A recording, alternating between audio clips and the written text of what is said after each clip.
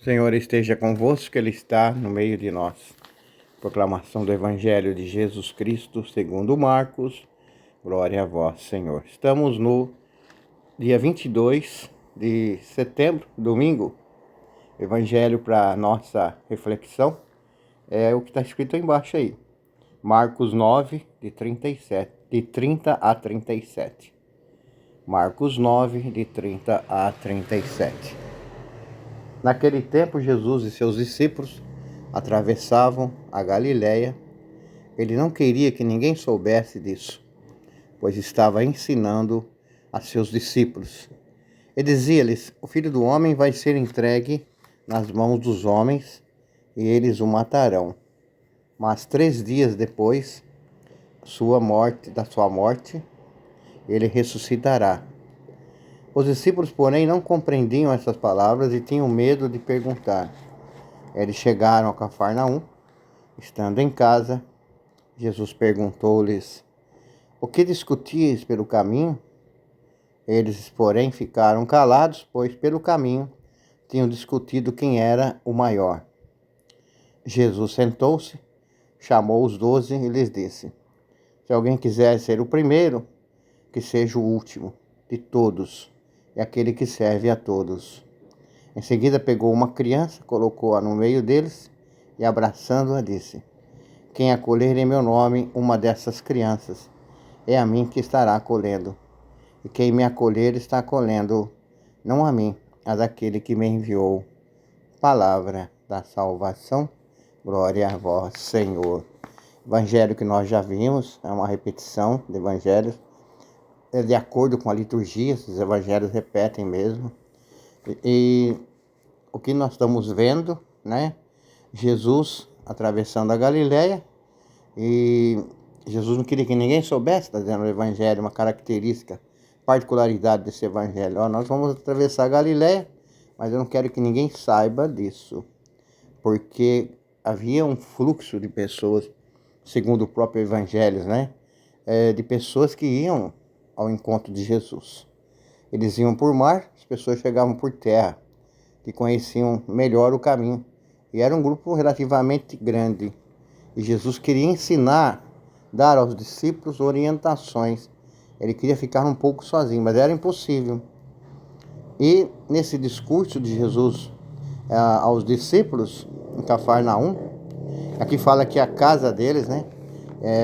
Para mim, Cafarnaum é sempre o lugar de descanso do grupo, lugar onde eles tomavam aquele ar, né?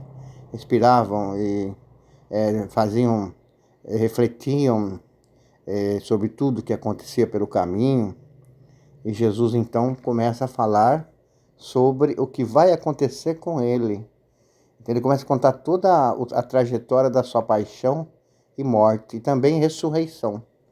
E os discípulos não entendiam as palavras de Jesus. Para muitos discípulos, talvez a ficha não tinha caído ainda. A ida de Jesus a Jerusalém significaria o fim, é a tragédia da cruz, né?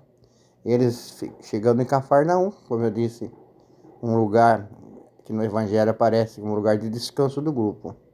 Estando em casa, também é lugar que eles ficavam, Jesus pergunta o que eles estavam discutindo pelo caminho. E ninguém queria falar nada, porque enquanto Jesus falava sobre o seu fim, que ele seria entregue nas mãos dos homens, que eles iam entregar sua própria vida para a salvação da humanidade.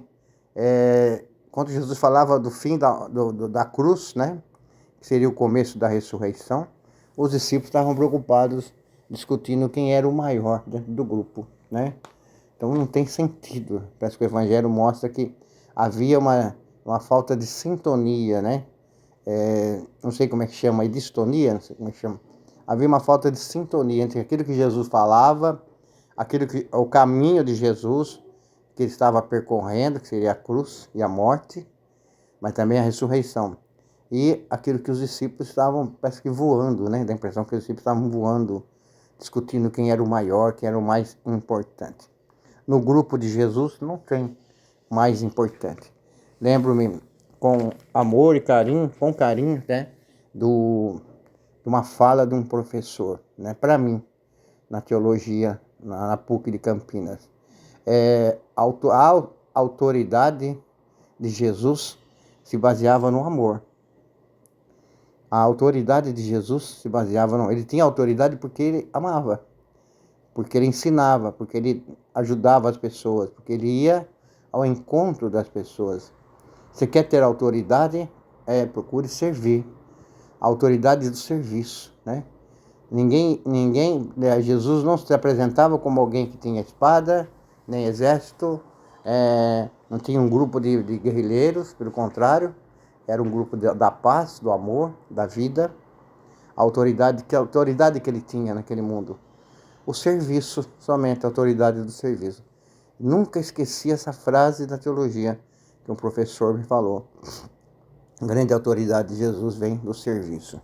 Jesus ensina e pega uma criança no colo, fala, olha, criança é símbolo do despojamento, né? Criança não tem grandes pretensões, aliás, não tem às vezes nenhuma pretensão. Sem poder, né? Criança e o idoso, né? Duas pontas. E fala, quem acolhe uma criança, seja igual uma criança. Quem acolhe esse jeito da criança, despojado, né? Sem interesse, né? É a mim que acolhe. Você quer acolher o meu projeto de vida, seja como uma criança, né? Ou seja, como um idoso que não tem poder, não tem fraquezas. Quem quer me acolher, quem quer acolher o reino, seja como uma criança, né? E aí fica a proposta de Jesus. Quem acolhe está acolhendo não a mim, mas também aquele que me enviou. Quem me acolhe, acolhe a Deus, acolhe o Pai. Evangelho muito bonito. Olha, esse evangelho pega profundamente na nossa vida, viu? Pega ali, tá? Quem me acolher, acolhe o Pai. Quem quer me seguir, seja o servidor. Seja simples, como uma criança. Forte abraço, um ótimo domingo. Deus te abençoe. Tchau. Fiquem todos na paz e no amor de Deus.